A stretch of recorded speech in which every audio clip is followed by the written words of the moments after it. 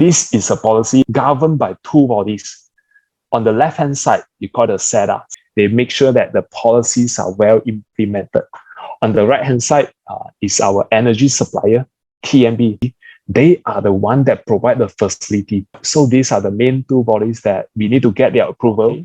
So how does a NEM work? First scenario, when the sun generation happen, we consume what we generated, and then what we didn't utilize, we will sell back to TNB. Assume if our system generate 800 units of electricity, and then our family consume directly 400 units, the balance, it will be exported back to TNB.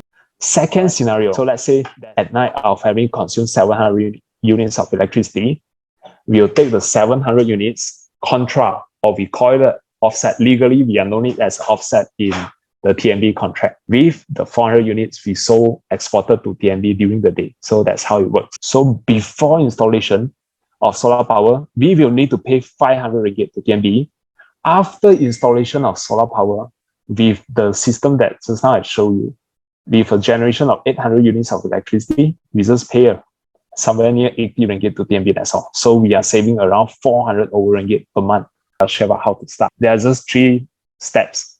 First is to know your bills.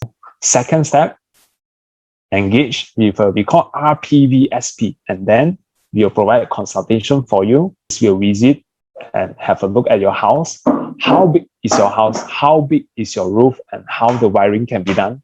And then we confirm the case, and then we will install for you guys. The whole process, on average, will take around 2 to 3 months. Let's take an example. For Ali's house, for this system, it invests around 31K.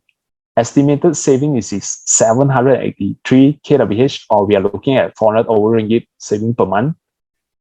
The payback period is 6 years plus. You divide by the return. Every year, you get around 16%.